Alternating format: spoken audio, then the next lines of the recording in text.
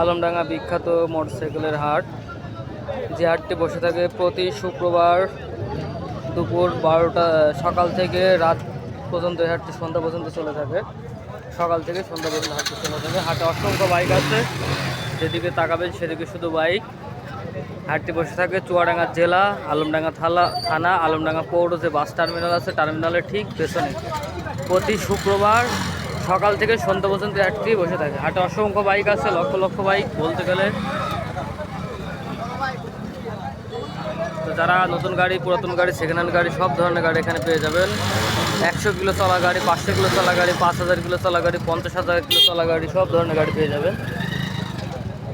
তাই চলে আসুন আপনার স্বপ্নের শখের বাইকটি কিনতে আলমডাঙ্গার এই বিখ্যাত মোটরসাইকেলের হাটে।